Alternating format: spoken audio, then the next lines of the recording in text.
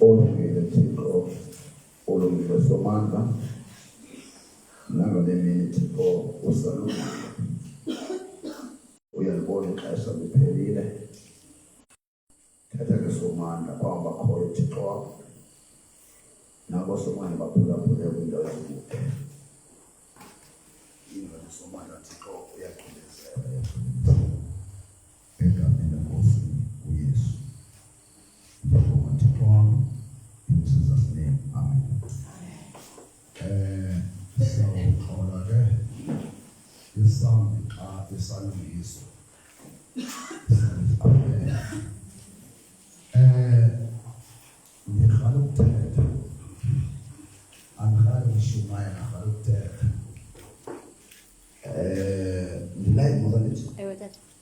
Mandixolisele ke isami kubantu abasomele kulazi in case kuthi kanti ayibavisi kamnandi but ke koya kuyakulunga. Ngicela bangcono ndithethe kuni njengabantwana bam namhlanje. Ndithethe kuni njengabantwana bam endinqwenela uba ndininike into engekho lula uba ningayifumana ningathanga nadibana nexesha layo. Isiprofeto lilizwi eliphuma kuThixo. iBhayibhile ithi alibuyeli kuye izwi lakhe lingakwenzanga oko alithuma kona. Alibuyeli kuye, which means sithetha apho ngelogos. Then xa lingabuyeli kuye lingawenzanga umsebenzi ilizwi elilogos, which means kuwes xa sizothetha ngerema, kuwes xa ilizwi likaThixo li-powerful, liyilogos, how much more ilizwi likaThixo xa selisiza ngerema. Into endifuna bangcwele ukuyithetha kunamhlanje, ndizothatha amazwi obulumko kuphela. Umuntu ke oqalayo noqoqayo uzozikhelela ne. Masiqale si-analyze isiprofeto. Yintoni isiprofeto? Isiprofeto yinhliziyo kaThixo. Abanye bathi yingqondo kaThixo.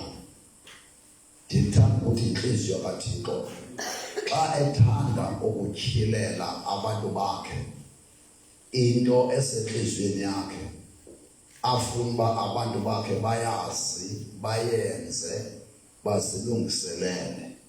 Siprofeto ke eso. Isiprofeto kuThixo yinto ebaluleke kakhulu bazalwane. Isiprofeto kuThixo yinto ngamanye amazwi enza uba utshaba lwakhe uThixo alufihlele ngaso okokuba ucinga ntoni, uzakwenza ntoni. Yinto ayinika abenhliziyo yakhe kuphela, xa ifuna ukuziveza kwabenhliziyo yakhe kuphela. Then akukho nto i-kingdom of darkness, akukho nto ubukungani bomnyama obuyilangazelela njengenhliziyo okanye ingqondo kaThixo. uThixo ingqondo yakhe nenhliziyo yakhe uyazifihla elutshabeni lwakhe, so that utshaba lungazi uba uThixo ngoku ufuna ukwenza ntoni kulo. Then atyhilele abantwana bakhe ezi zinto utshaba luzawuzenza okanye lungazaziyo. Ndibudala bantwana bam, Ndibudana kakhulu but ndizoyichaza intoni ingalo yam. Ndibudana kakhulu yimeko yase-South Africa. ISouth Africa inethamsanqa lokuloko yona iziselwa izinto nguThixo. ISouth Africa akumele kusuke umuntu ongumprofeti eAmerica asuke all the way from Europe azothi uthi uThixo ngani. Kodwa iSouth Africans ngabona abantu bake bangazihoyi izinto eziprophetic zikaThixo. ISouth Africans ngabona abantu bangayihoyiyo inhliziyo kaThixo okanye ingqondo kaThixo xa ezityhila kubo. Then we are facing a dilemma in South Africa. We are really facing a dilemma in South Africa whereby izinto ebemele sibetha utshaba ngazo ngoku sibethwa lutshaba ngazo.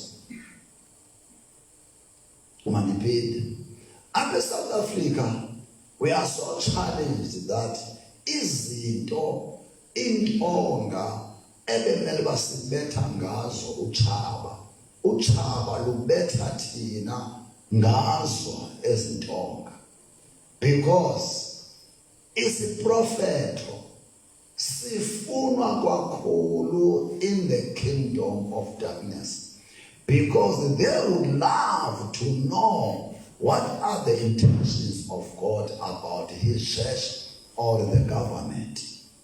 So yabona xa ndijonga nina njengoba nina ningabantwana bam kundim onikwa nguThixo ndizise kuni, ningabona abantu highly victimized, ningabona abantu basengxakini enkulu kuba nibambalwa against ubukumkani bobumnyama. Then you become victims because our brothers and sisters xa zingatyhilelwanga azijoyini into even if kuthiwa ivela kuThixo ngenxa yokuba sisagcwele icawe. Uba ngalinto ayiphumi ecaweni yam noba ingavela kuThixo kangakanani na ayizokwamkeleka, and uba ngaba ayithethwanga ngumuntu othembekileyo okanye owaziwayo ngendlela ezithile ngokweemeko zengqondo yenyama negazi, so ayamkeleki loo nto noba isuka kuThixo. Alright, ndicela ke ngoku ndenze le nto kuni endicela niyenzele mna. Siyabona abazalwane, niyenzele mna le nto. Ndisuka ku-2015 every year uThixo ngegrace yakhe akakaphazame angandiniki isiprofeto sonyaka ozayo osexesha elizayo.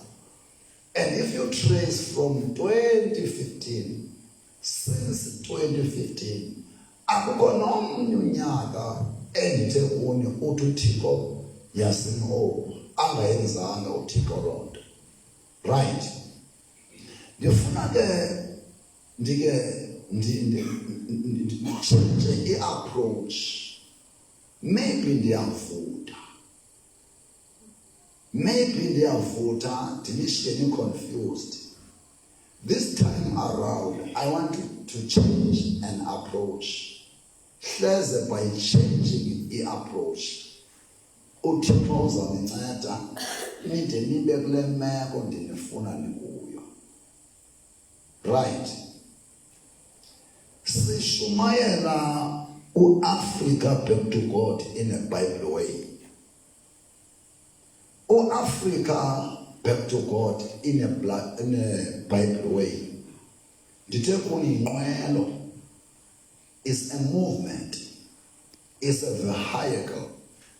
Yinqwelo mangcwele uThixo adrive ngayo ukumanyana komzimba Africa back to God inqwelo uThixo adriver yona ephethe ukumanyana komzimba kaKristu, which means uAfrica back to God akamele kuba associate nomuntu othile. uAfrica back to God akamele ba amelwe ngumuntu othile. uAfrica back to God akamele ba ashunyelwe icawe ethile. uAfrica back to God kumele ba kwaziba yi-vehicle, yi-movement, yinqwelo uThixo awazikhethela yona ukuze umzimba kaKristu Yesu umanyaniswe yile movement. Right. Ngoba ngcwele ndibona mna ibandla lizosibethisa ngento engelisindile kuyo. Right. Ndawufundela iScriptures lesibili ndinibonise ubungozi obehlela abantu xa umprofeti yena engajikanga eluthumeni lwakhe. Masiyeke ngokuyoqala ndifundele Ezekiel chapter 33. So ndifuna unibonisa uba uThixo wenza ntoni xa umprofeti ethe gqolo yena ezidlulisa izinto ibe ingabantu abangathatheli ingqalelo. Wenza ntoni uThixo? Masiyeke Ezekiel chapter 33 oseyifumana ngikhathazela bangcwele ndiyirhala ezi-scriptures sesikhawulezisa ukuba ndifuna ukwenza nizinzise namhlanje. Ezekiel chapter 33 oseyifumene andikhathazele. Omnye angabefunda le verse inye engu-Isaiah chapter 1 verse 18 19 ame ku-20. Masiqala apha ngo-Isaiah. Isaiah chapter 1 verse 18 19 up to 20. Wanifundela ebantwana lento uThixo uthi mandilumkise abantu okokuba ihlele akunto ayithandayo ukuba abantu badliwe lihlele. Kodwa xa abantu bengafuni ukwenza into uThixo abasindisa ngalo hlele badliwa lihlele. Funa mina uba ngathi yaphakamisa lo ifumene Ezekiel 33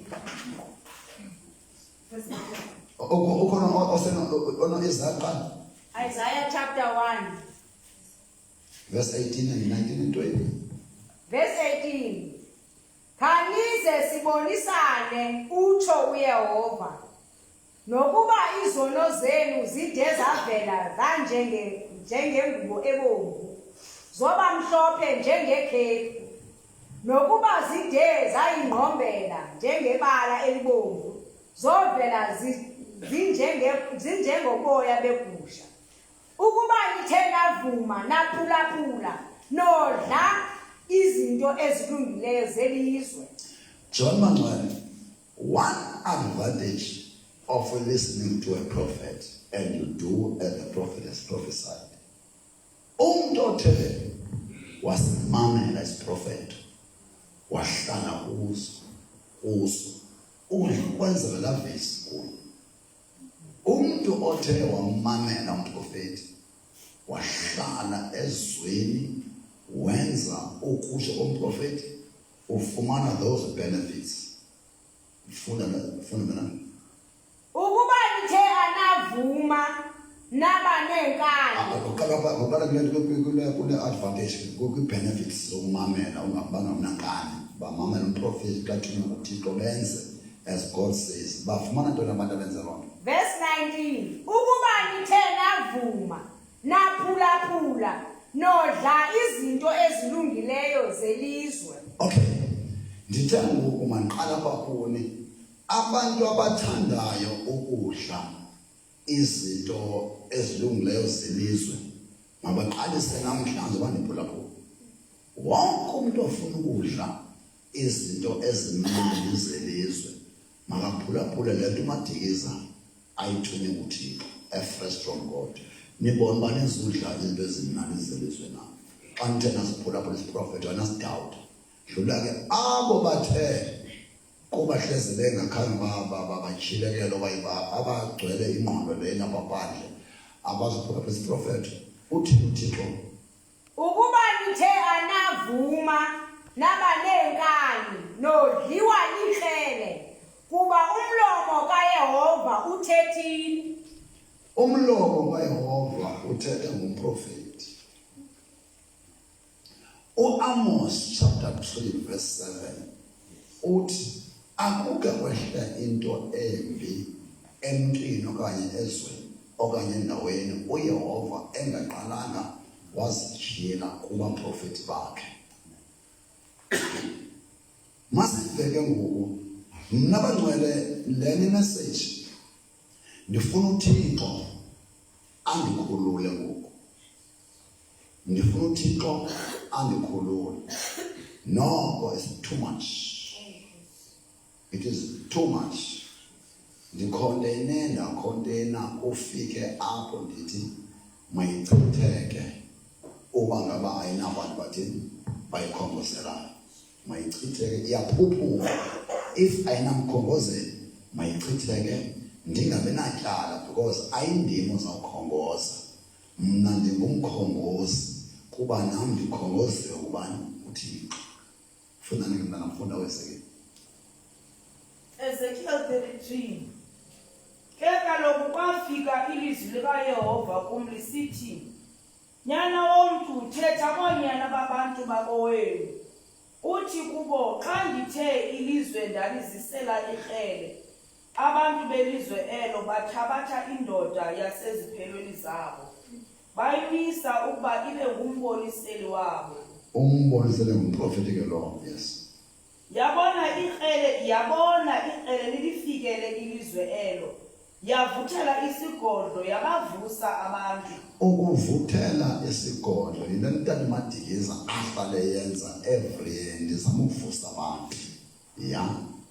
Ke umuntu othe waliva ilizwi lesigodlo akavuswa, lafika ikrele elo lamthabatha, loba senhlokweni yakhe igazi lakhe. Ndiyanqaba ngoba nami lapho sithoko ayenze ngoku.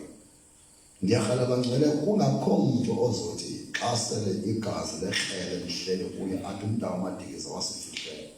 Ndifuna lento yaziwe nayiSouth Africa yonke uba kufike apho ndithi nami ngoku uThixo indebe yakhe iphalele kakhulu abantu bafuna ukuyisela.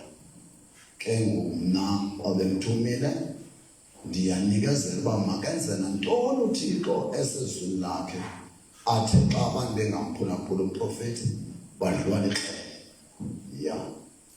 Izwi lesigodlo ulivile akavuswa, igazi lakhe loba phezu kwakhe evusiwe ange ewusizile umphefumlo wakhe. Which means ngumuntu ngamnye ngoku ozawunceda umphefumlo wakhe.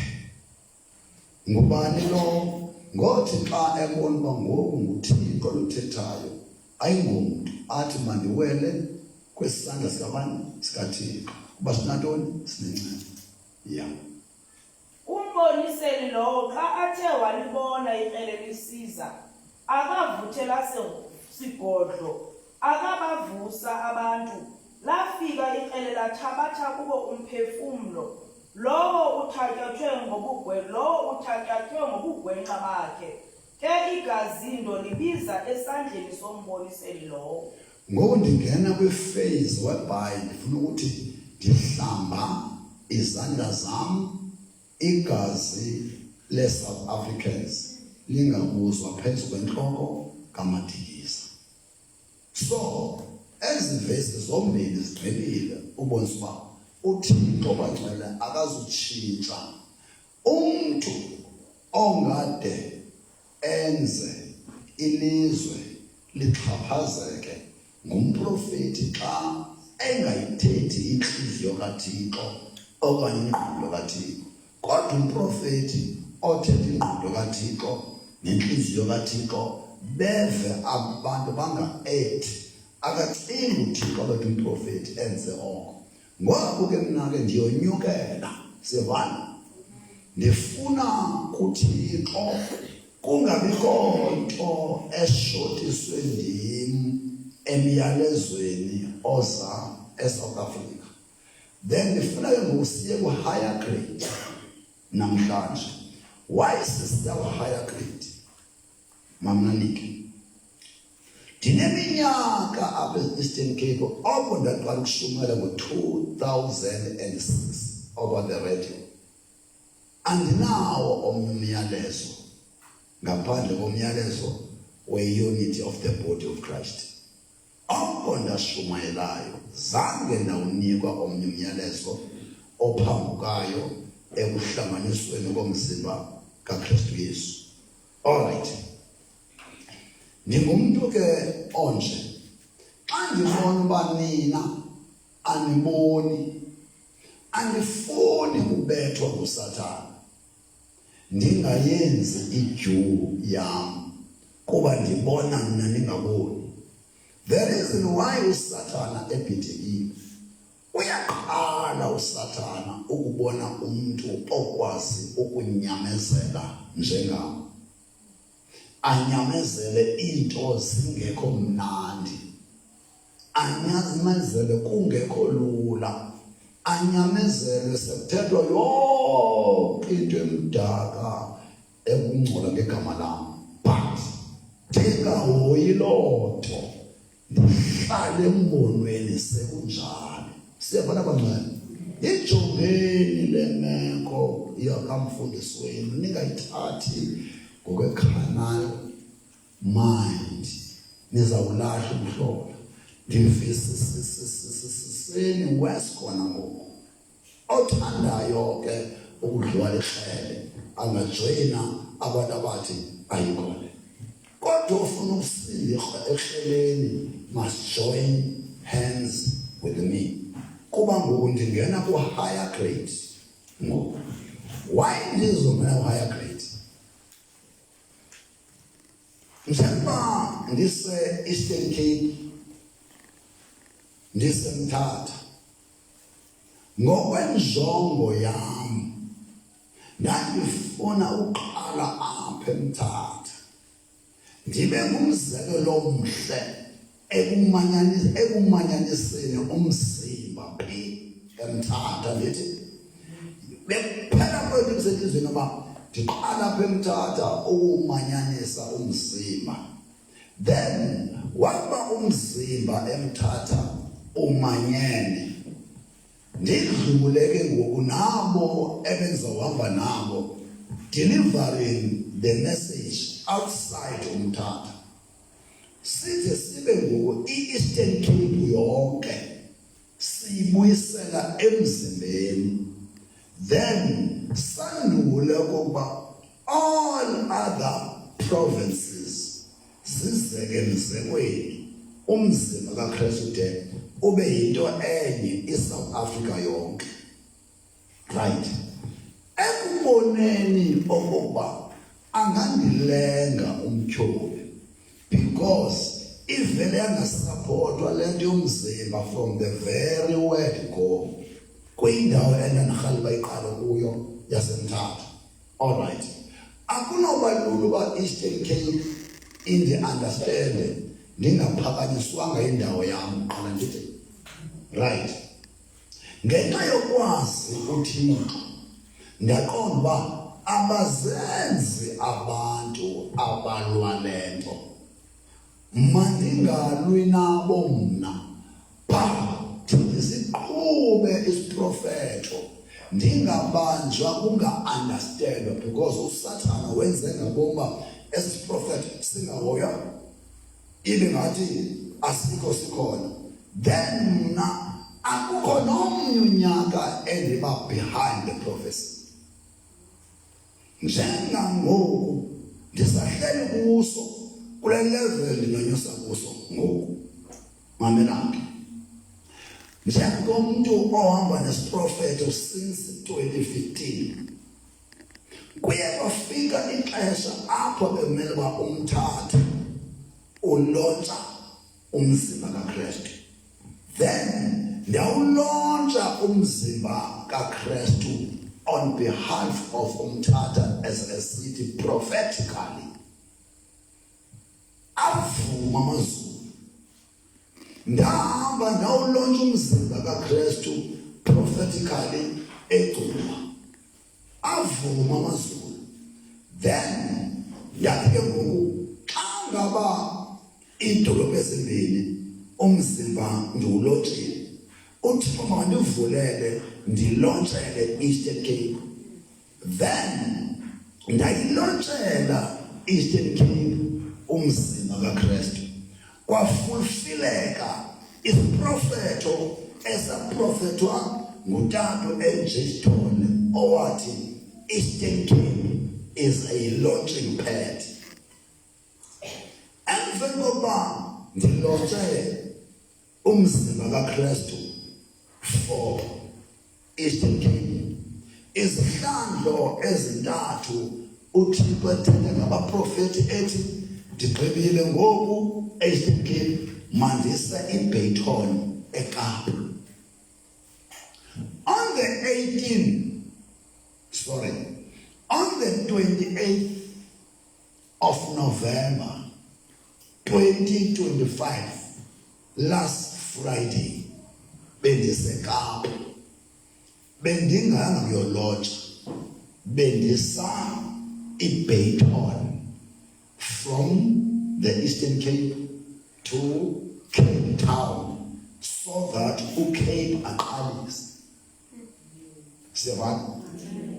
Then kwi-social network iyahamba mosilento sekuhlanga namakhaladi sekuhlanga lamabhulu apho ndiye ngathi hand over ndinikela iBayton ekudala umtyholi eyivalile so that abantu bangasiqoma esisiprofeto siriyele.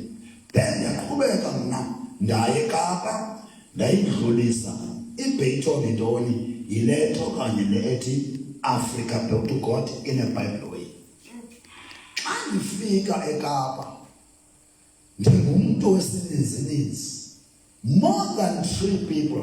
Ndilandela indoda ephuma KwaZulu-Natal, ndilandela indoda ephuma Congo, abathe before ndifike bathi uthi uThixo iKapa lixesha layo, iCape Town lixesha layo, iMother City lixesha layo ngoku. Zonke iprovinces azinakumuva uCape to Cairo engaqalanga mqala phi eKapa. Kwathiwa lilo ke eli ixesha lokuba uCape to Cairo aqalise phi eKapa. Xa ndifike eKapa ndivuyiswa libandla lasekhaya lase-Assemblies of God. Ndifika umfundisi ophethe uRCC wase-Western Cape bejikisa intambo ngo-Africa built to God in a Bible way. Ndayozithoba kuye ndiphethe lo mbono, ndahlala naye phansi utata wandisikelela wathi mawuhambe lo mbono sizohlangana ngawo siqhuba. Ndeva kumnandi xa i-Assemblies of God indirelisa kamnandi kanje. Then the very same day nasi ke bantu bangcole into endifuna ipasela yona. Xa bendisenza i-hand over lento ndithathe umama oyi-intercessor, umama Uhlobo, a well-known figure who used to be a parliamentarian, who used to be umuntu obehabarisha habara ngentoni abantu bebexakuku abantwana besiyabonisa ko-Tanzania xesha le-apartheid basebenza lo msebenzi. Ndinengqonyela yomama owazi u-A to Z walo msebenzi endisuka kuwo nam habaring.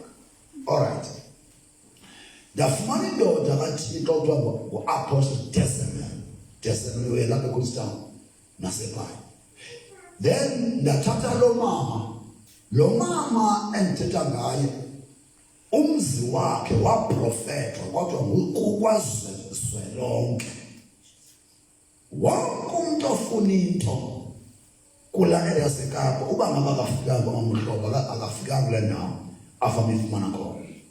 Then now le vision kuye kwafuneka iye kubathandazi baseKapa kwamaMhlobo bathetha abaprofeti bengena lento ukuba lilo eli ixesha lika Cape to Cairo babenqale phi eKapa.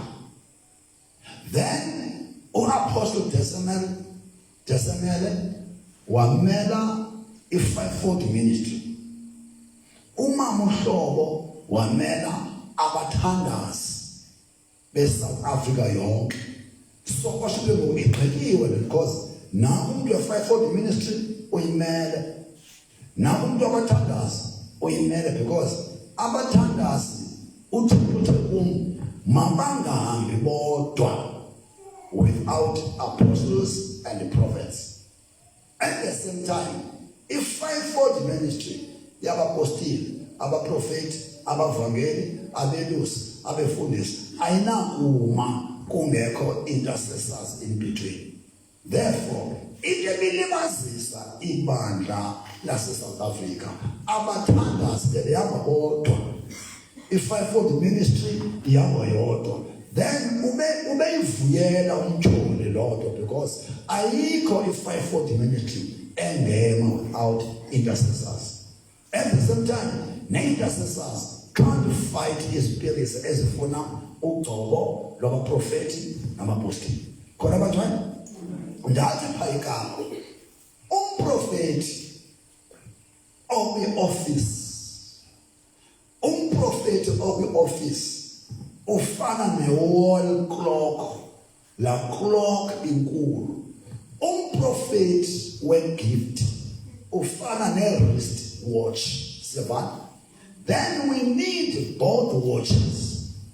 Akumele ba i-wrist watch i-undermine i-wall clock. Umprofeti we-office i-wall clock.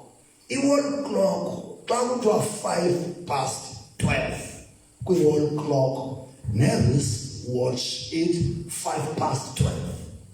Therefore akumele kube khona impikiswano ungquzulwana because uba kuthiwa apha eMthatha abantwana ke abazuya lona apha eMthatha la worship phaya edolobheni ibikhala la worship xa kutshithi awari or kutshithi 15 minutes ilo bikhala sotsho ngaphaso sasa umuntu awujonge yakho iwosha imani iyahambelana leyo, which means leya iwosha imele don prophetic office, le iwosha imele don gift of a prophecy. Siyabona? So ezizinto bezingquzulana because bekudingeka abantu abazocacisa uba isebenza xa kutheni le uzitheni zinganqumani. Khona abantu? Right. Ngoku ke ngoku sinyukela ngasentla. Okay. Nansi ke into endicela ndinazise yona. Nge-28 kalanisilotsha u-Africa Back to God eKapa. Kwenzeke into endicinga uba ndamlimaza umtsholi. You will remember okokuba I used to tell you that ndisesetywaleni ndilapha phandle. There was a meeting eyabanjwa eCape Town. Okay, in South Africa, sine Durban, sine KwaZulu-Natal, inolwandle. In South Africa, sine Eastern Cape, eqala ePort Edward, Bizana. Yoqina Eastern Cape eBhayi lolwandle. Kodwa xa ulandela izinto ze-kingdom of darkness akuzange phofu mna matsho kanjalo zange ndeva imeeting enoSatan ibanjelwa kulwandle lwaseThekwini or olwase-Eastern Cape. I-headquarter yama-Satanist xa kukhona imeeting enkulu eSouth Africa ibanjelwa eKapa. lento uSathana kwi-meeting yakhe awayenayo in the early 90s. Yiyo lento kwakusekapa apho kwakubanjwe i-meeting uSathana engu-chairperson apha eSouth Africa. Then yile ndawo ekwa-identifywa amanqila asazoba yinto evangelini.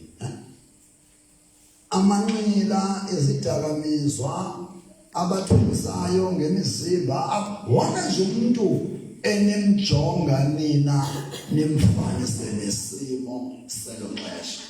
Phaya bamenshino bonke abantu abakwizinto ezicaphukisayo ezonyanyekayo, ukudakwa, ukusebenzisa izidakamizwa, thengisa imizimba, abantu abangazibani, abanye abantu besenza nje ezazinto bayenziswa. Siyabona kulapho lo mfo owayikhona oyichazayo le Daniel uthi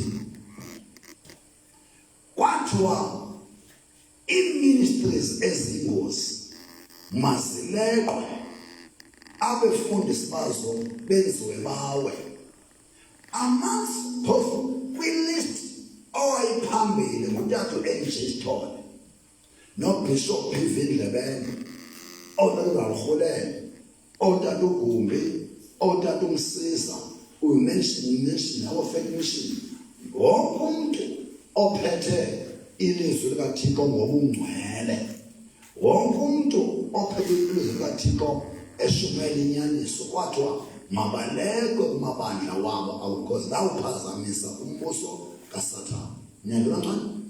Then yiyo lento nani apha ebandleni nileqwa kangaka. Xa behleli phantsi kolwandle aya-identifywa amabandla anobungozi ebukumkanini bobumnyama. Then kuqalwa ngabefundisi baloo mabandla, and eyona nto ekuthiwa mabaqine ngayo kwakhutshwa ama-devil worshipper angamantombazana, so that amadoda kaThixo awele emathangeni. Kwakhona umoya owenziwa abefundisi ba-endaphe into yabo sikakhulu ishifta iya ekukhonzeni imali than the true word. All those were i-program scheme zongendawo to destroy amabandla alamadoda. Enye into ukuxabana ebandleni, idemoni yokwenza ningavani, eyokwenza uba ningabambani, ningaphathisani, ningabi united iphuma phana. So all demons ezathunywa emabandleni banikwa instructions how to destroy that church. Icawe nganye bangcwele inendlela yayo ekuthunywa umuntu ozolungela loo ndlela. Azifani inkonzo xa kuthunyelwa kudlula ngendlela loo nkonzo istrongo ngayo. Then kwezo nto zezonkonzo kwakhona namanqila a-identify uba noba basanqila ngoku baphethe into enkulu kaThixo. Uba bangaze aba bantu, they were mentioned here. They were mentioned. Uba bangaze aba basini. Kusho bani uSathane? Ndithi kuthethwa ngam ndiliyodwa ndithi all right, ndingomnye kaloku apha eMthatha ekwamenshonwa igama lam, kwathiwa uGcobani Patrick Madikiza mgcineni eliyodwa, mgcineni ethanda izinto zobumnandi iziyolo, angaze asindiswe uGcobani Patrick Madikiza, kuba mhla wasindiswayo ubukumkani bam shobani uSathane uzokuthini, uzokutshabalalisa khona abancane bamele. Then before ndidlulise le nto ndithe eKapa is for the first time ndinyathela kule ndawo ekwathiwa mhla ndasindiswayo ndiza kudestroya ubukamkani bukaSathane. Ndisho ngeke ndisekhapha ngathi ke ngoku bangcwele ndingumntu wezwi kaThixo. Ndafunda incwadi yeProverbs chapter 18 verse 21 ethi amandla okuthini aselwemini ukufa nokuphila aselwemini. Ndithi ndafunda ilizwi eDuteronomy chapter 29 verse 29 elithi okufihlakele ukuthi kokaThixo uYehova okutyhilwe ukuthi kokwethu ndathi uma ngaba yayingatyhilwanga ngumntu into ethi mna ngobani Patrick Madikizela mhla ndasindiswayo ndizawudestroya ubukamkani bukaSathane ngendingayazi, therefore yatyhilwa ukuze sendiyazi, therefore kuba ndiyazi. Ndike befundisi baseKapa, mna befundisi andizanga kuzolwa uSathane Kapa, ndizofulfila isiprofeto sakhe ngam. Nikona manje ndithi andizanga kuzolwa noSathane phi eKapa, ndizofezekisa isiprofeto awasiprofeta ngam ngiliyonke. Ndiyaqala ukunyathela eKapa ndizothi Thixo fezekisa isiprofeto sikaSathane ngam.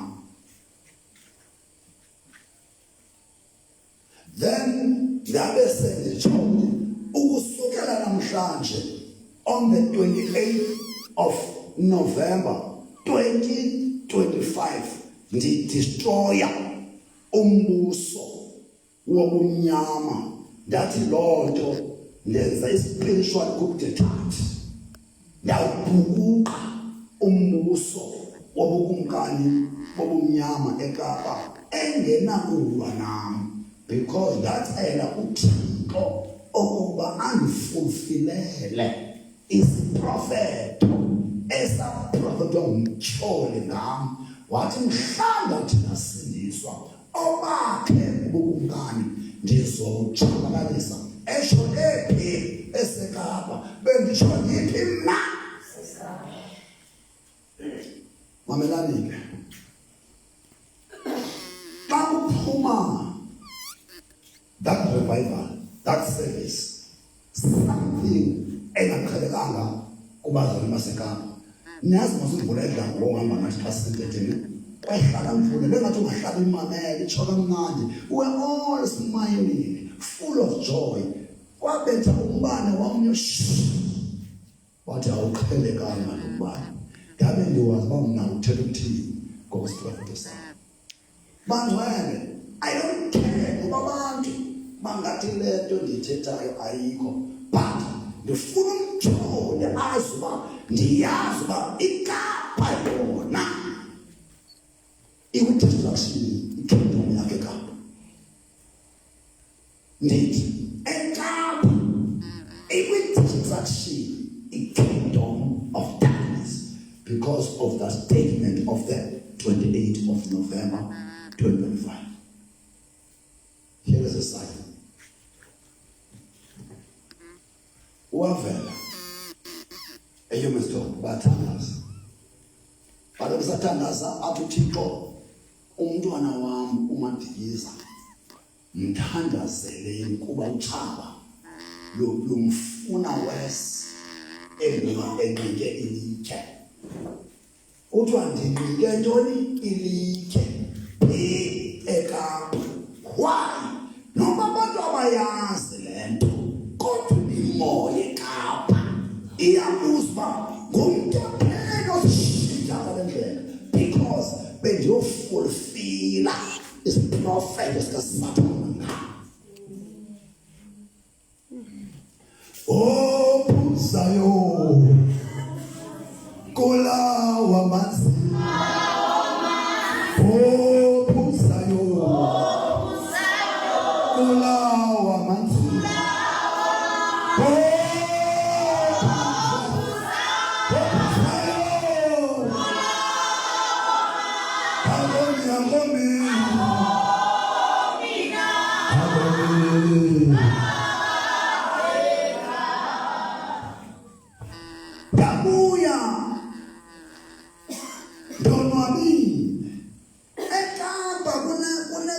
amakhaladi aphisha Cape to Cape.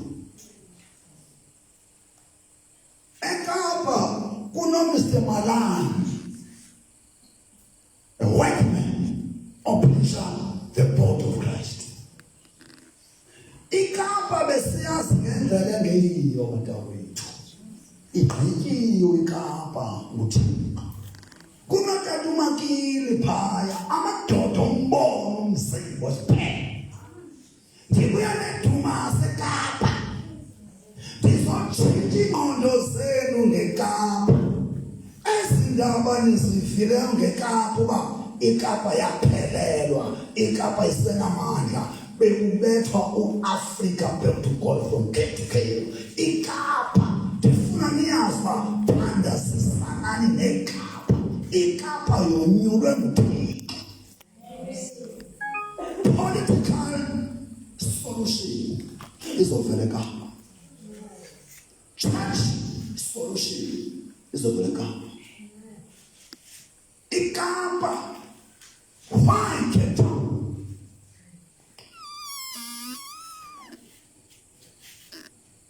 Colonialism ayingenanga ngeKwaZulu, ayingenanga ngeLimpopo, ayingenanga ngeNorthern Cape, ayingenanga ngeEastern Cape, ayingenanga ngeNorthwest.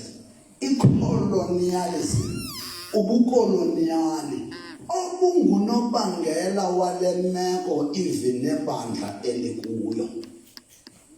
Yangena ngegateway eKapa.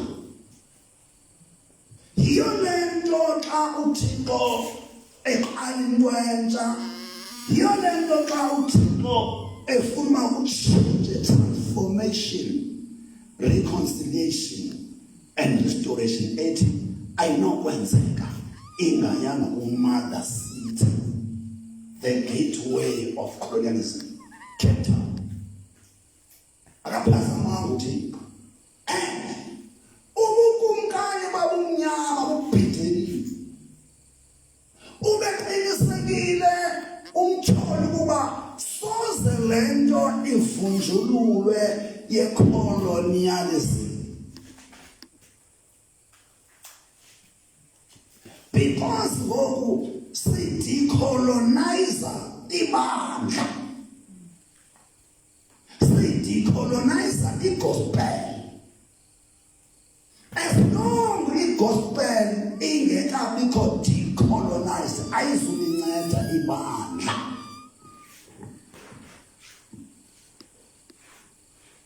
That is why uSathana le message engayifuni, because the message efuna uThixo ezawukhulula iSouth Africa entirely. Decolonizing the gospel. Decolonizing the gospel. All right.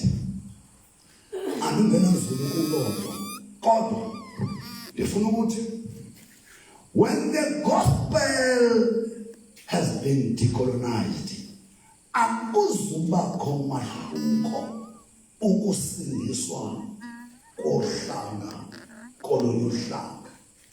As of now, noma singaqhathana sesisiwe, we are not on par ne-whites.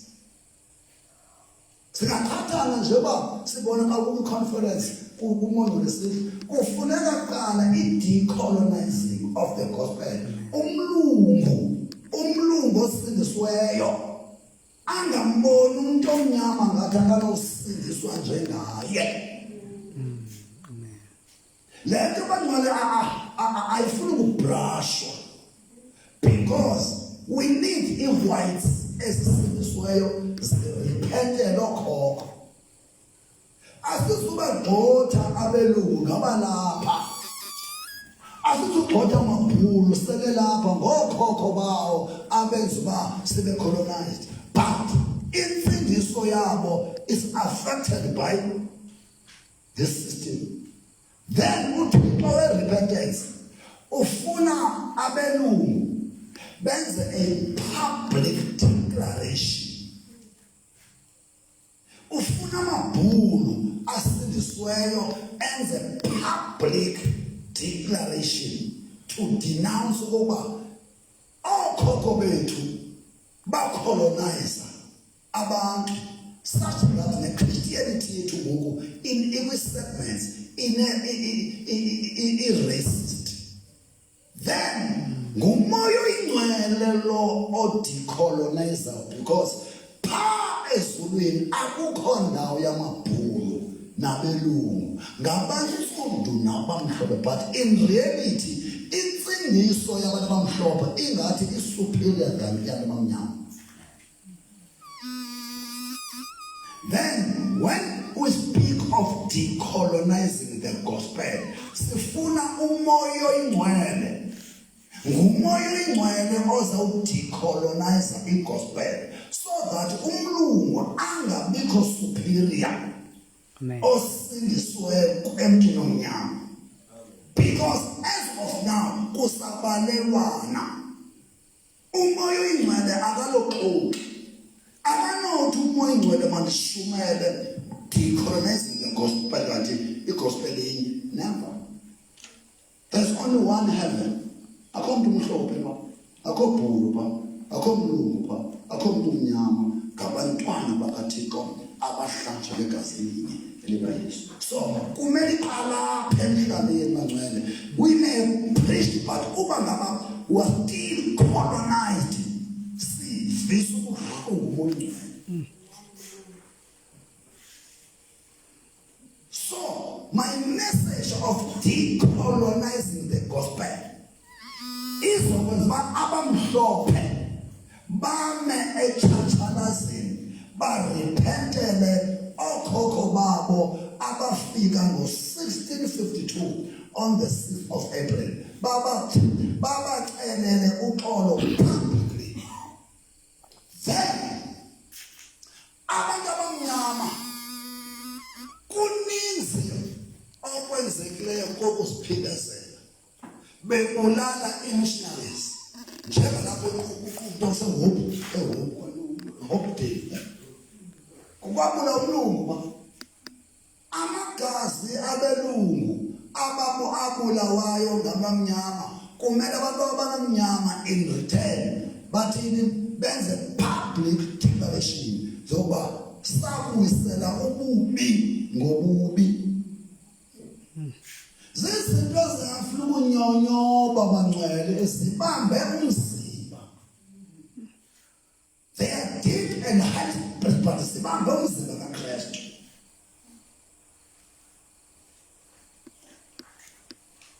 Ukuba umuntu umtsho namantana. Kanaba racism is a sin.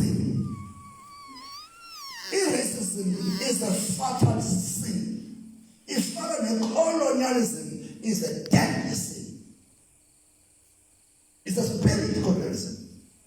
It's a spirit apartheid. Emelo abazalana, ezizinto bazazi abantu ligazi apartheid is a deep spirit. It means into emelba ilungisa ama-strongholds, ama-foundations. Kufuna kulungiswa ama-foundations ase-South Africa.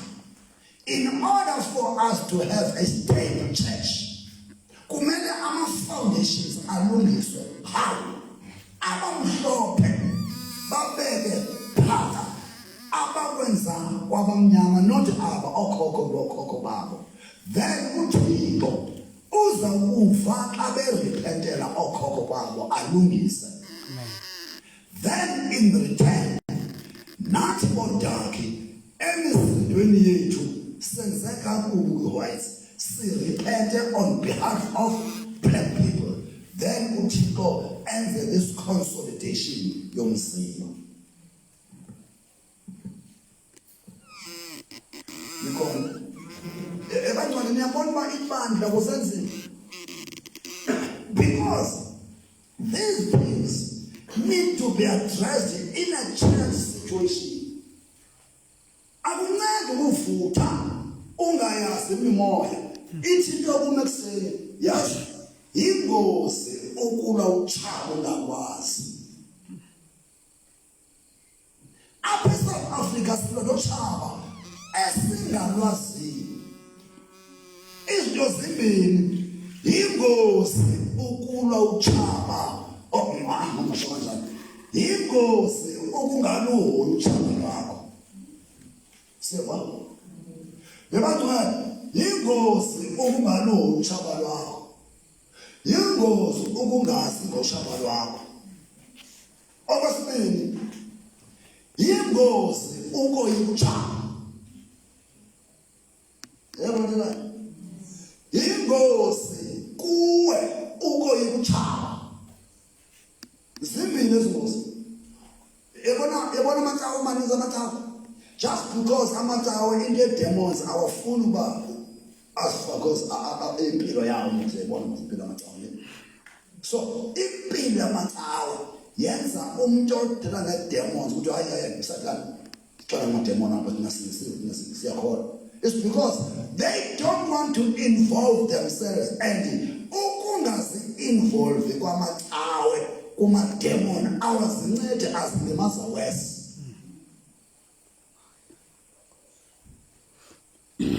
Ebazali bam jongani andaba kanenza kanjani. There are two kingdoms. Awukwazi ukuba ube kwenye uphinde kwenye. If you be kingdom of darkness, you can't be the kingdom of light. But ngelishwa kunabantu abaneutral kuba they don't see themselves belonging in the kingdom of darkness, but they don't want to accept the kingdom of light.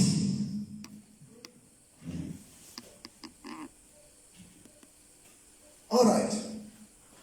Do you know why Satan and the bound? Huh?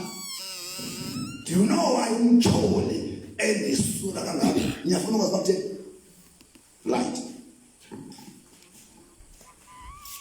Kuma demon. Calling back to the demonic possessed. You are demonic possessed. When you are demonic possessed, I'm a demon akuwe ngaphakathi. Uyazizwa? Ukhona umuntu ongena amademoni ngaphakathi but abe demonic oppressed. Awekho kuwe but apush. Siyabona? Kube khona umuntu every time uthetha noSatan, every time ethetha omkhondoni amademon, lowo udemonic obsessed. It's wrong to be demonic obsessed. Akukho kwantona oyithethayo ilanguage yakho ngamademon uSatan kusho ukuthi you are obsessed. Yenye ingazamjule to be obsessed with the demons. Ilumkele lodwa. But ayona aims is to omit demonic omission. Demonic omission. Uthi kuba ungena amandla uyoyika upretend as thou awake ukakhona and kusabakhona cha uyoyika demonic omission. It's wrong. Iyamnceda imosi yecawe sibelonga ku-demonic omission because asifuni kwazi about devil. Ukufundisa abantu ngoSathane abangcwele is in the Bible. Awufundisi abantu ukuze bazi uSathane, ufundisa abantu ukuze bangoyiki uSathane.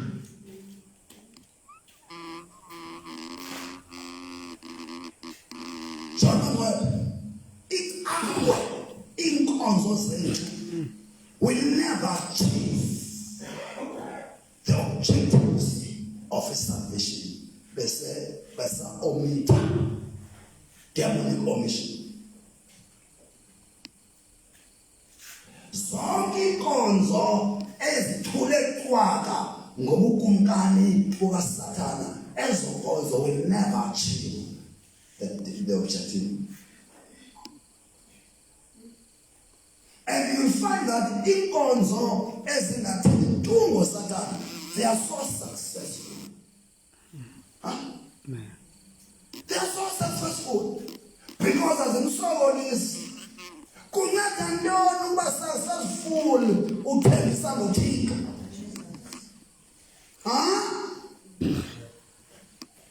What is the use of being successful? Uthembisa ngoThixo, ungamisi umveze.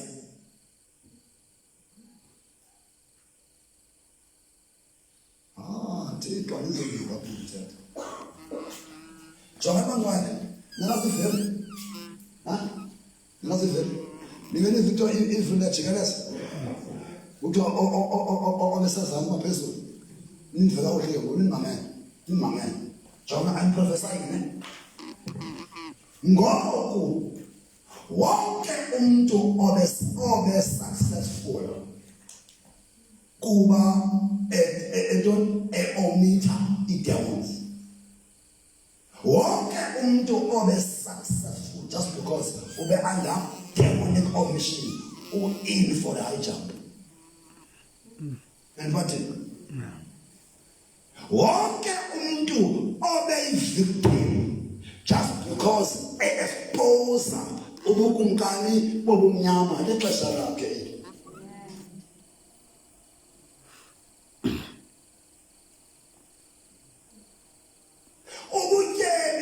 That have been accumulated ngabantu bengafuni kumisa uThixo benikwa amaqhekeza nguSathana ixesha labo liphelile.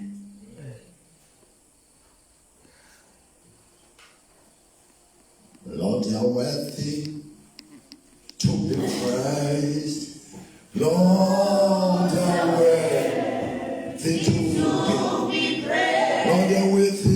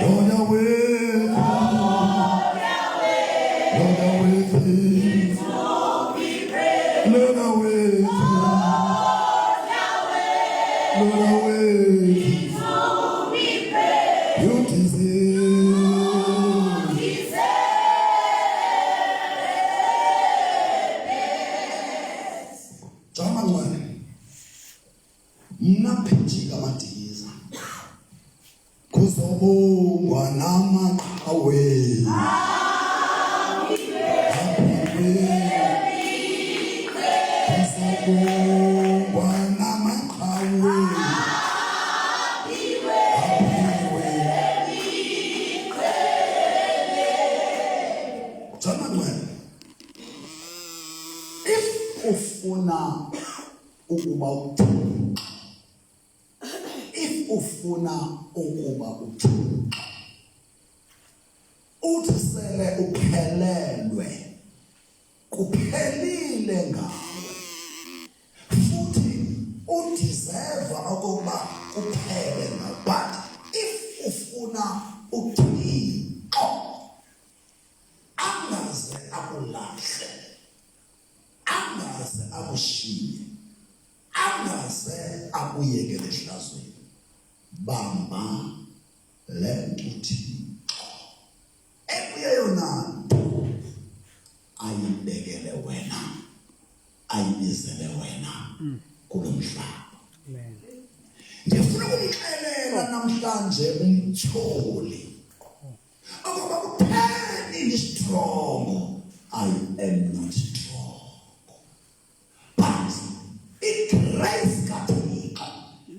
ingekasuswa nguThixo kuwo.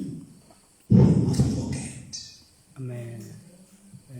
Yonke into anokuyenza ezama sometimes ukuhlasisa igama lam, ezama yonke into endibambe esimalini, ezama yonke into exabanisa mina. Hayi, it's not about you. Yonke into endehlelayo ebuhlungu embi, it's not about it. It's about the grace of God upon me, the favor of God upon me. Why? Ndisadlulisa isiprofeto ngexesha laso kubantu bakaThixo akakazundishiya uThixo. Icebo likaThixo ndisawa ndivuka ukuze icebo likaThixo ngam lifezekiseke.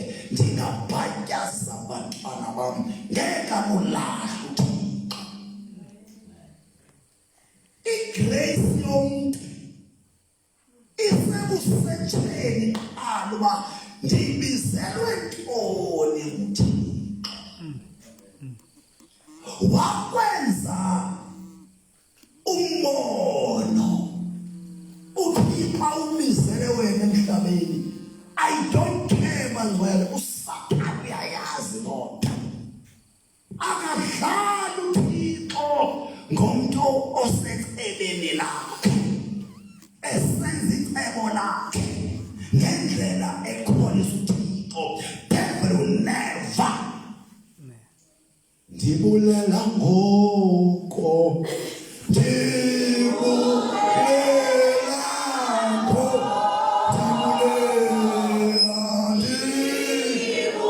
ndibulela ngoko, ngomsiphi isiwa.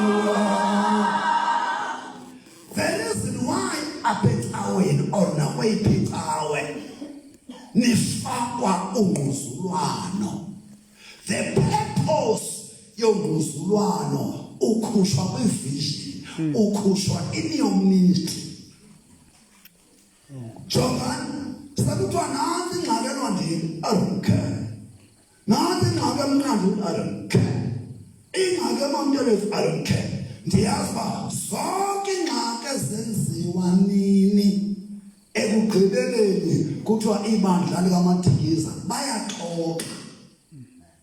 Andinababandla mna. Amen. Andikhathazelwa kukungenzi kakuhle kwakho. Ndihlele ecebeni mna ngempilo yam.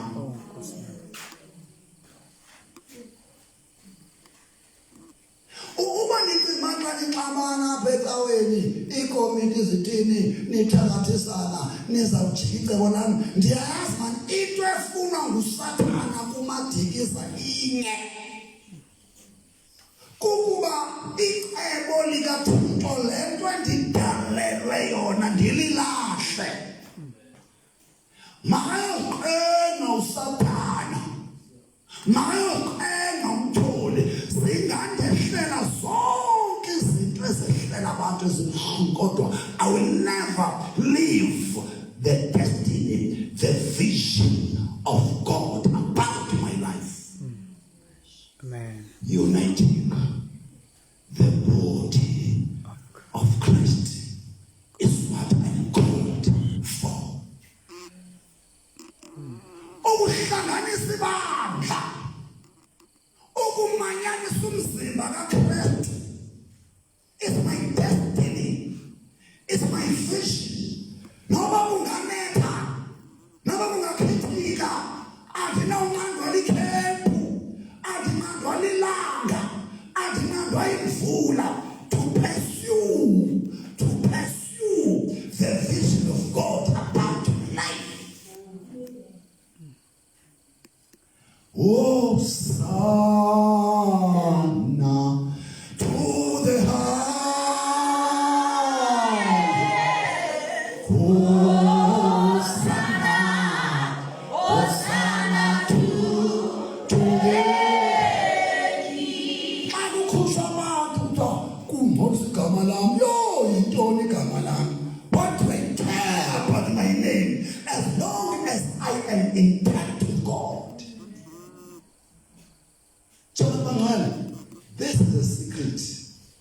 you want a favor of God to be upon you, look for what God has created you for.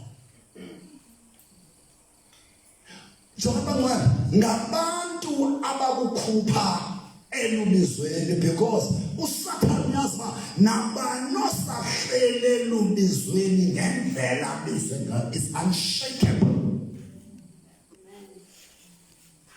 Jonga xa uzosuswa kwigrace, umamela abantu bethetha ngawe, uphendule, you leave a position you go. Xa uzawususwa kwifavor kaThixo, kuziswa abantu bathembile bazothetha kakubi, wena unake loo nto ufane nenja eyabona isithunzi sayo iphethe ithambo, yabona phaa emanzini kunenja iphethe ithambo eliqhukaniseyo, yalahla ithambo yatshona emanzini yangafumani amabini. Yebangcwele, know your destiny. Yabona umfazi ofika apho ngomgqibelo azonifundisa ngapha ngubani uMadikizela. Uzobela lapho ngomgqibelo akalali uThixo, uthi uThixo anindazi,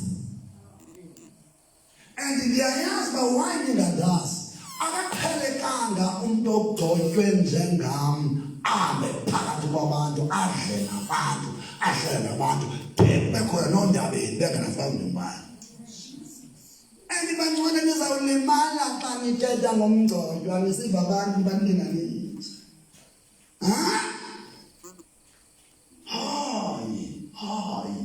Hayi, thethani nto naye.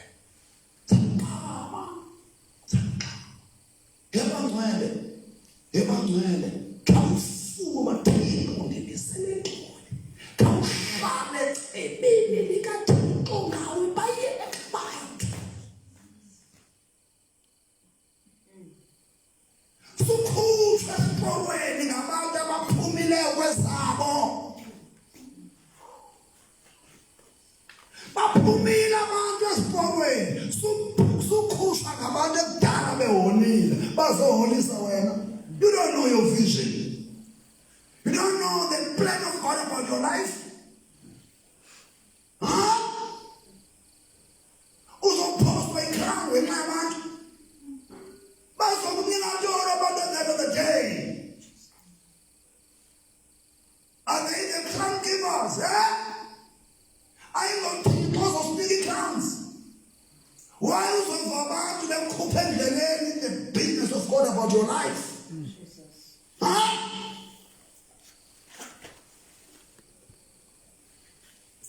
Yo Thixo, yazi bangcwele, I'm sure ukhona into endilekisa kuyo.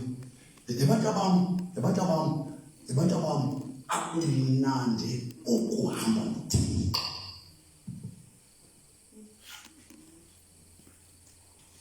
Everywhere you go, uthi bangine ndifike Kapa xa kuthiwa kuzamna kwenze isixhomayo. Bekusuka abantu bafuna ukubona uNtwana uMadikizela. Why? What is so important apha kum? Andiphakanyiswa ludumo.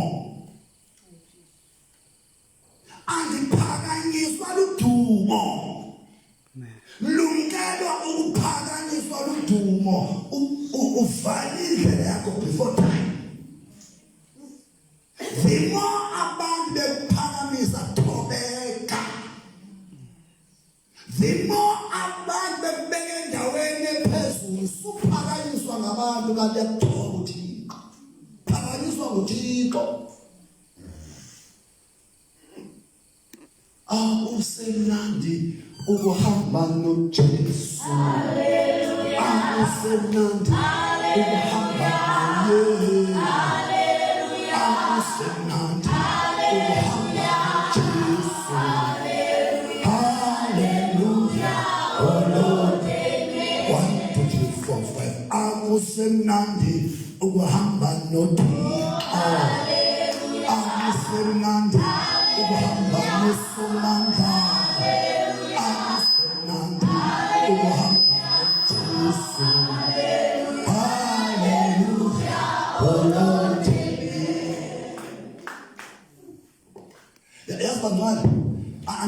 awuthenge banamano. Yazi ngani ngithi kuni if bekuthiwa umfundisi wami lo ndiyinto. Thusi dinelishwa alethemsana. Ayithixo. If bekuthiwa ngumfundisi wami lo mna ndimanje ngawe ndimamele indoda ethetha kanje. Yabona ukuthi ndinini mina kube khona indoda endini ndine ngihlele ndakuyo bengeke ngifane nani mina.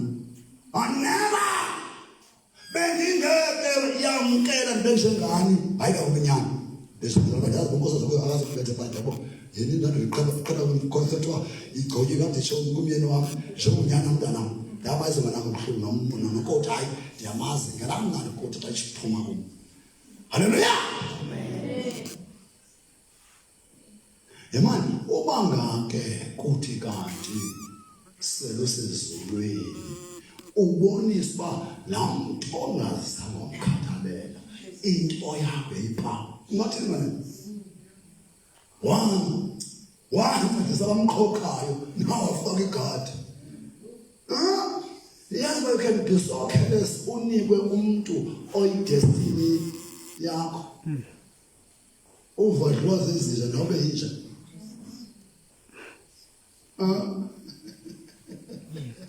John, when you have God,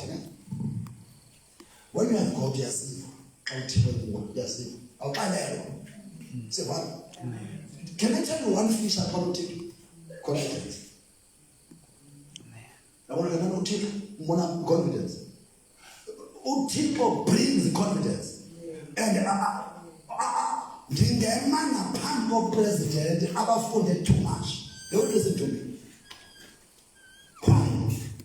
The anointing is God. It's from God. Abantu ngabathika. President wathi ukathatha uGo. President listens. But akundi ukudlala lo. Ikhona imali. Amen. Abantu hey uSethixo. Anikane khalele mina ukuba hey ngikendile noThixo manje. Ndiyazi noThixo, uhlala uThixo, ndolwe uThixo, ndithethe uThixo, ndisele uThixo, ndicinga uThixo, ndenze uThixo, ndihola uThixo, abe imali yami. Ebanginiyazi ba andike ndicinge kwangemali mina. Bengisho mina ukuthonza, ndiyazi nje bathi bendipheza imoto, omnye umuntu enganalo, angiqhubeke namhlanje. Kumze means of transport, andisho ba ndiyazimandamana. Akukho kwamahluko kula Golf yami, nezathes zami, nezaCorolla, lo-6. Because the purpose say one, zifisa lula ezine comfort. Yeah, it's comfortable. Amen. But bona bangani akukabikho nento encinci engqondo yami etshintsha nje. You can buy me pens, yeah, I don't, but that will never change my mind because zinto esiziphiwe uThixo. If uThixo kuwe ezinto zingaphambi koThixo kuwe. Amen. Yo. Yazi ngikhalisa namhlanje ngiyafisha. Lelangena kwami ngiyafisha sana. Ngifisha uThixo. Anifishane makhwekwe. Ndiyalikhupha emakhekeni, ndifuna ufaka uThixo. Xa unothixo nenkeke leyo ngeke zenzani. Ngiyabona? Hey, ngasiyawo mama, basemakhetha. No, hayi umuntu namashwa uPetrus ngumuntu eqalise ngompilo. Hayi umuntu ngumnqutshi. Nesikwabo. Yonke into ezela lapha uyenzela. Yonke.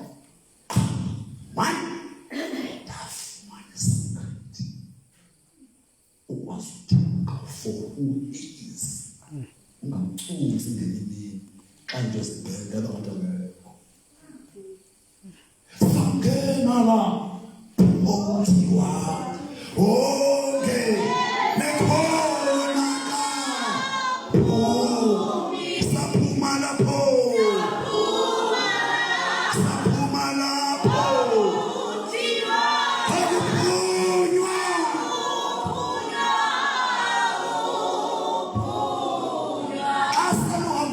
nayo ungena naye emlilweni utsho banothetha babegqitha besibanga baseyiphele ngoku amadoda ngene amathathu xa unendoda yesine the fourth man ungena utwiliselwe bathi utshonile the fourth man yabona xa kusemnandi uhamba nawe nincokole uthi i-footsteps zine 2 zezam 2 zezakhe yazi bantwana hey kumnandi ukuzisa sibakhe uzelande uthi tata ngoba mathekisa noma sithini usifundisile yazi tata ngamaxesha ekubuhlungu apha ebomini ndikhumbula imfundiso zakho you remember imfundiso wayifundisa esibangweni usithi indoda eyama noThixo ibona ifootsteps zayo nezikaThixo kuthe kwaba nzima yabona only one pair of footsteps ile ndoda kanti Thixo ngoba ndihamba kamnandi nawe ifootsteps bezine ngoba usengxakini ukuthi kunjani undishiya kanti Thixo athi look here my son look at these footsteps ngoku yabe ku right ibizo zakho nezam but ngoba zakho ke usibone ndibelekile sesami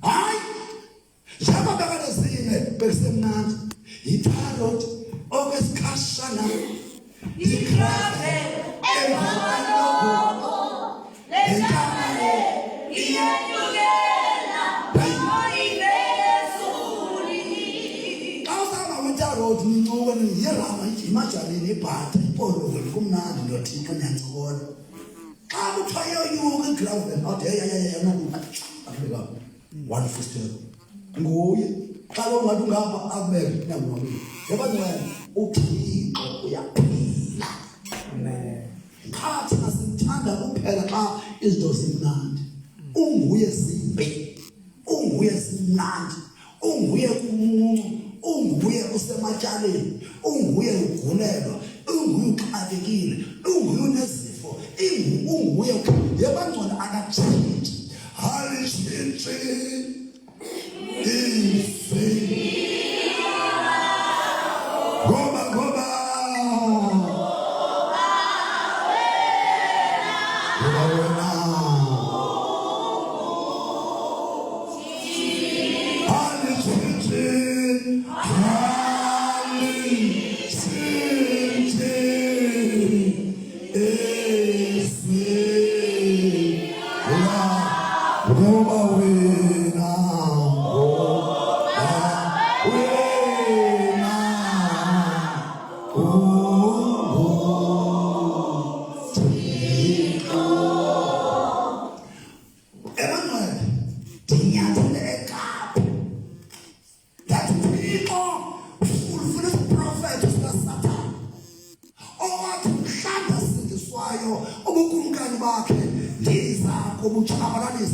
I am now destroying the kingdom of Satan.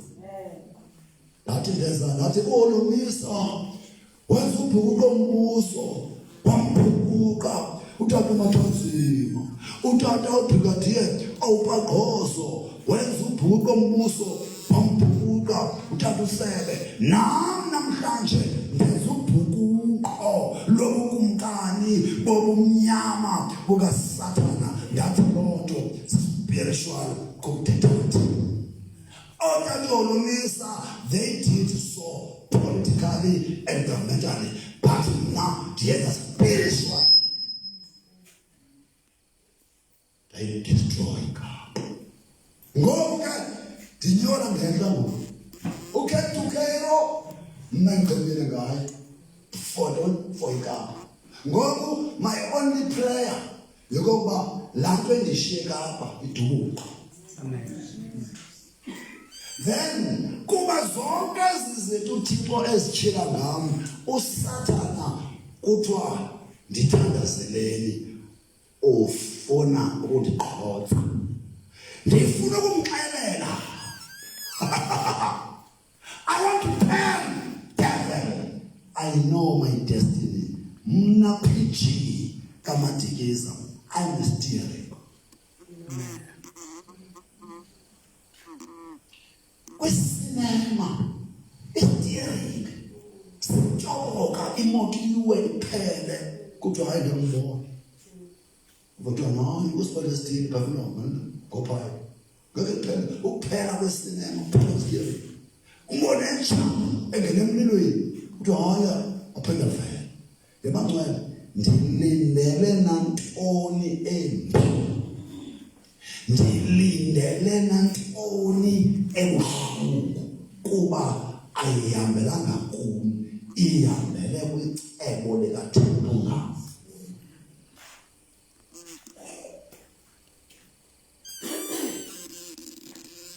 Kokwini ndoli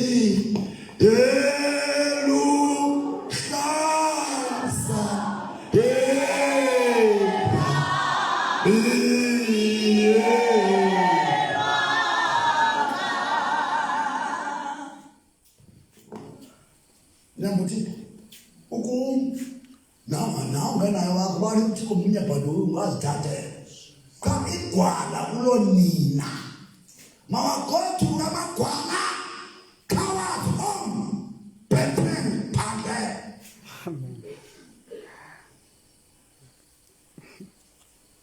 Choma ngani sanixhaphazisa ngokusondele endodeni kanti ngamagwala. Move away from me, Yaduma. Oh yeah.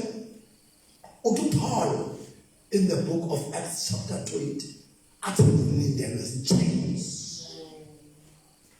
Utanabi, even Namoya wa, and Nabi, hey, Umatigiza, if Wacho, Paul, why can't they say it? Ndifuna ndikendilive esingcwabeni kuthethwe ngekoya kuthe ukhona ndilifesile uGazo njebo lo mntazana kodwa nizimbo entweni ziphele nithetha apha esingcwabeni enyathela lokho ufale xhebezini ukudiliqhwile ngokubhala ifambara yabana phani ngcwabeni uzibhala ba no vele konta kuthema ifana umuntu othela ngoyophi bayithola umuntu ngoyophi umuntu akanga umuntu bese uzokhohlela bayikhohlela afuna simthana sakhe fana noyophi into njalo sanofana ikode manyana sabe zithikelaza sanomkota uyophi emntwini ongakhanga ubunzima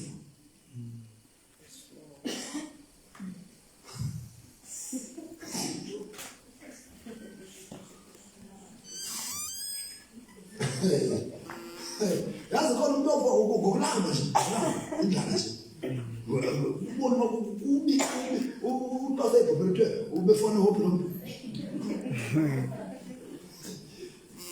ebathola uyophi kwathi bengakasithela abanye kwangena abanye bebika kwangena abanye yabona indoda eyahlelwa abambalwa abantu abanganyamezela what Job and Job amakrestu ngangamyala tu ambalwa amakrestu angafana Job ambalwa 90%. uJob was tested by God. Ufana Abraham uthi ungafana into tested ngento kuphela wani is test of high level. Ebangcwele ni test nje waliwa boyfriend waliwa umuntu ngoba ukuze ngoba ukuze uJozi xhoma amanye abantu baxhoma boyfriend hey mathukazi yazi umuntu odibaye ngabe endleleni sena 8 masinyo ucaba ufana lento khona umyeni ke phela umyeni kwa emhlabeni manje sanibasikanise lapho ngoba umyeni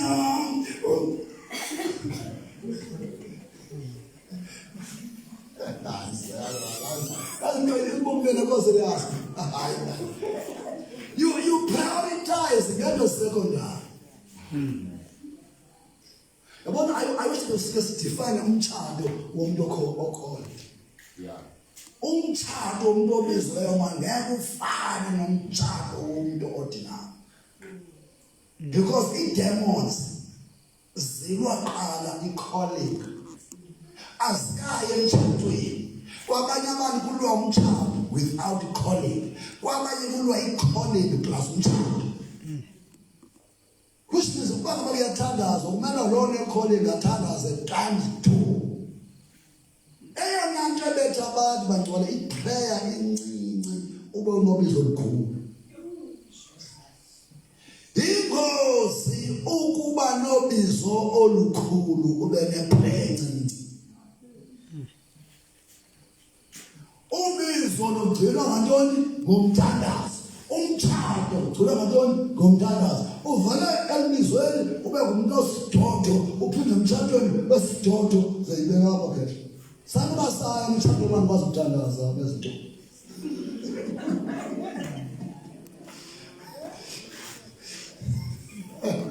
Amen. Izandazi. Awudlala emtshadweni. Yabona abantu bamise phakathi kwabashadile, bamise zonke izitshado ezimepha. Ngasinani ngeke bazithini. Kanti ngeke. Nasibhobo zomtshado. Odizafuna ukuya nayo sivele isibhobo sakho. Hallelujah. Hallelujah. Hayi sesimtshado. Sesimtshado. Amen. Kodwa angimfundi u1 Corinthians chapter 7 verse 9. Otshadileyo ke oba nemali yasayo. Niphela phaka wedding. Uwena. Seniyalwa uthetha kwabo 1 Corinthians 7 verse 9. Kulapho yabona mina noma nangayiwula lesweet ndifuna phaka bendawo yembali yasayo. Hallelujah.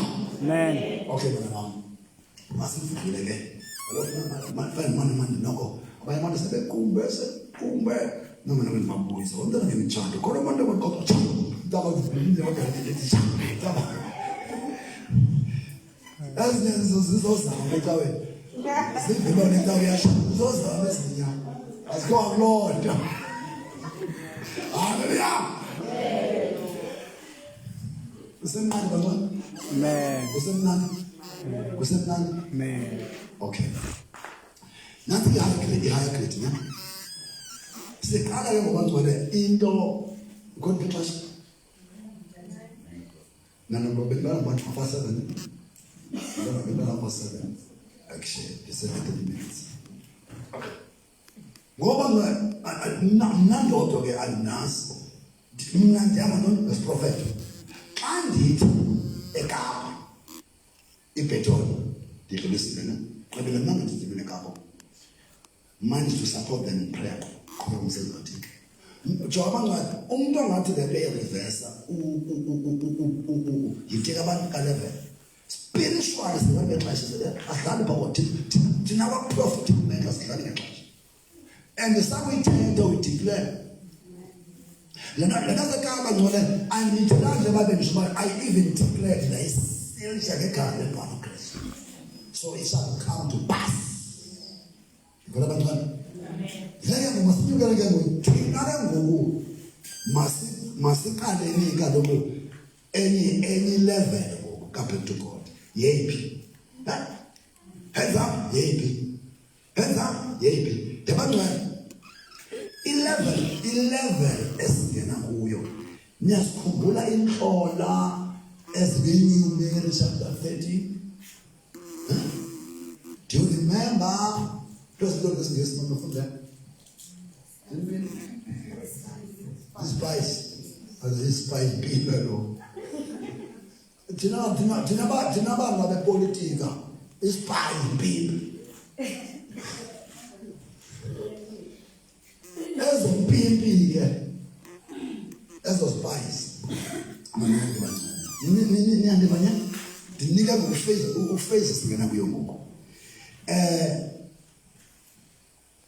kwathi kunyelwa ispice ne kwakhona ezimbini ngoba kukhanya nabantu uJoshua abanye abantu baveboyika babuya bechaza izinto ezizoyikisayo wanomsindo uthi wathi anizuwela nizofike kanana namagwala yebo ndiyinhlola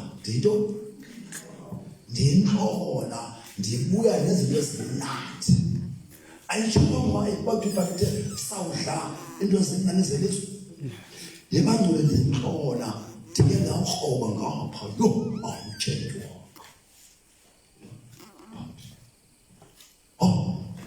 ndibuya nengqini andifunda babo ndifunda awutshedwa ngapha akumnandi ngapha abathanda nabo uthanda sethe uthanda indlela zathanda ngabe ngibona umakhathi uvida wathi sibuke sithena ndlela ayomthini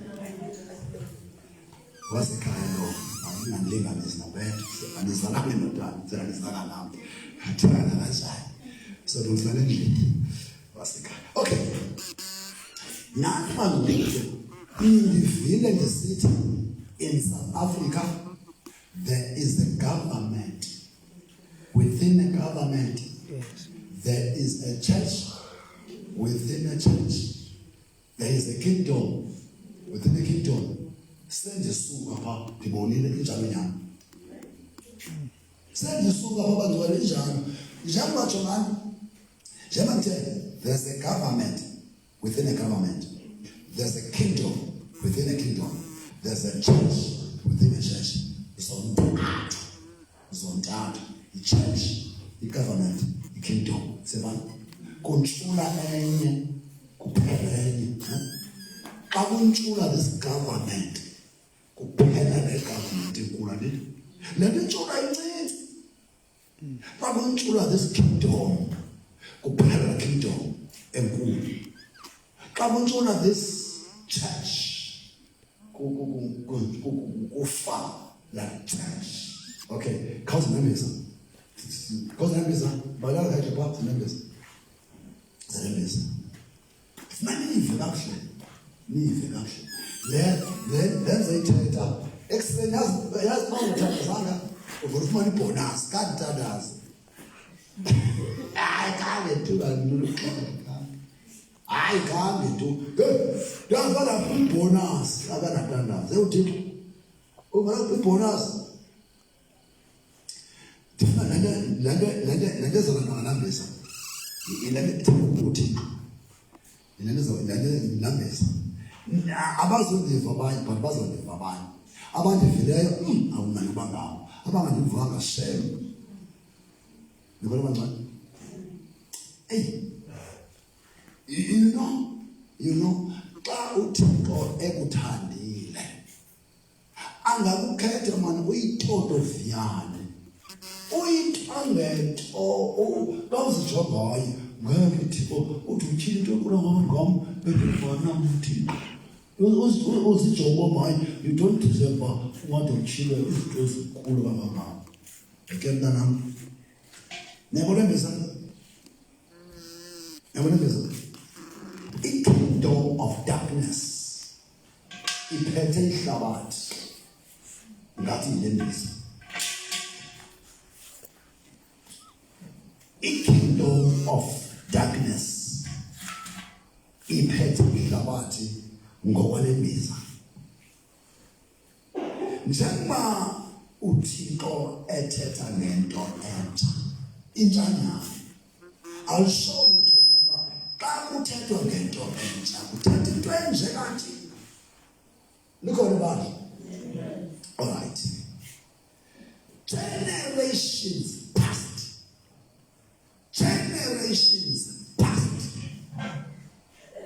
Oh, so that's it. Oh, hey, yeah, Italian. That way you noticed. Yeah, but also shall landlord. Say born by your parents. And he said, like, say, uyayiphatha kahle imbiza phinde uyayiphatha wena iteluka hayi ke uze nazo ke nazi izinto for sure funa ndiphinde nathi umoya bese ndifuna kuyo ne kodwa ke masiqale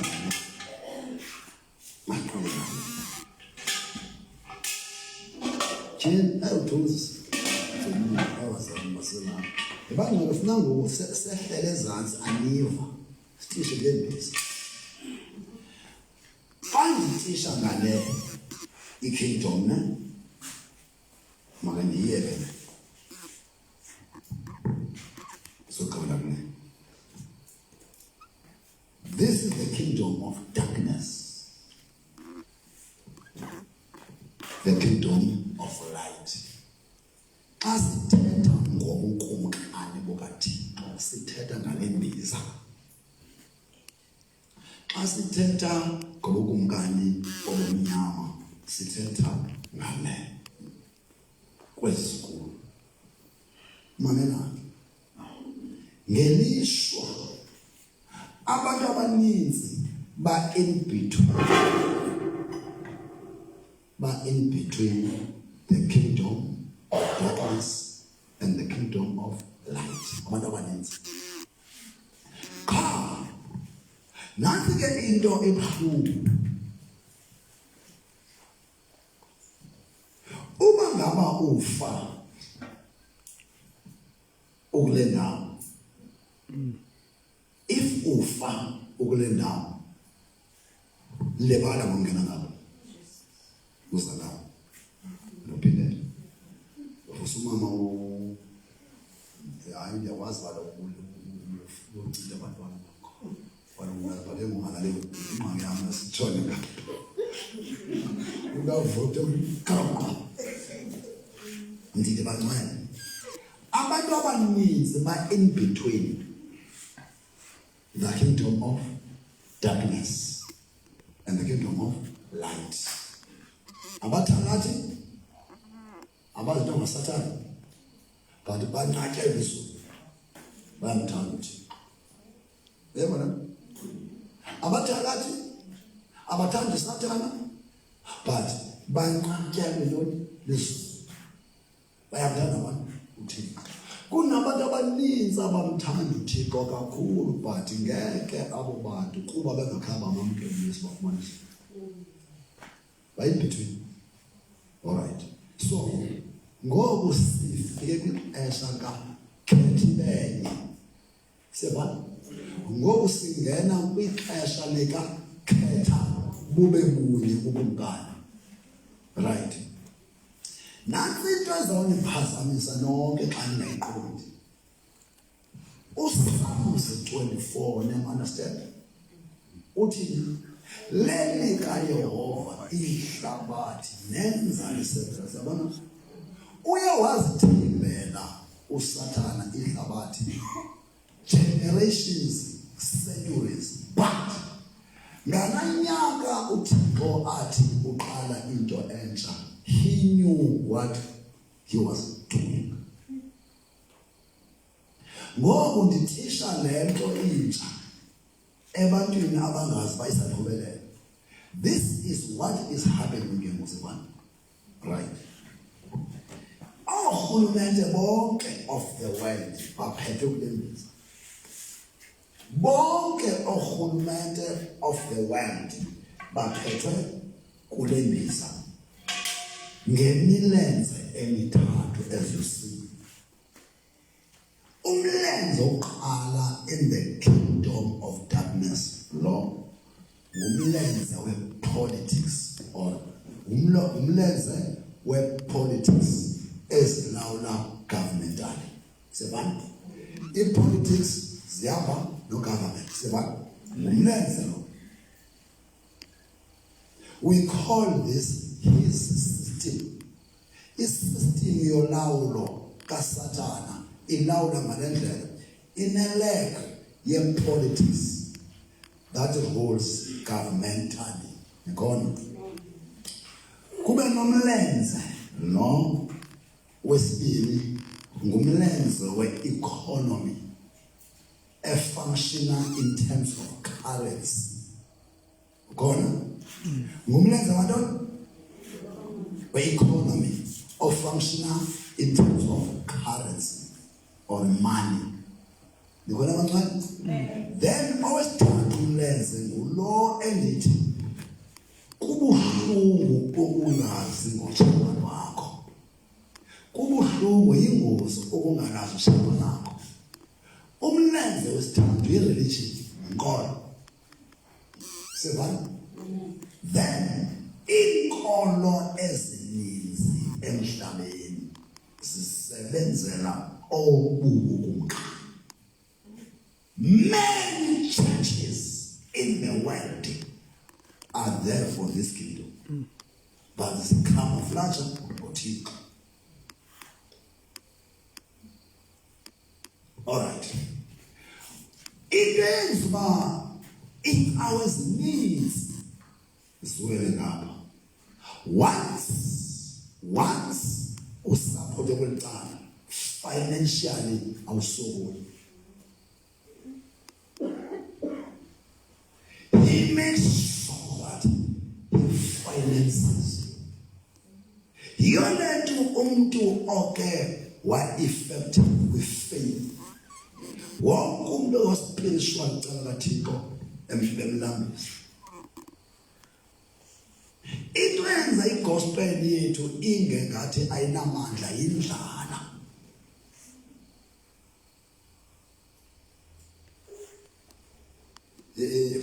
Emabuthi.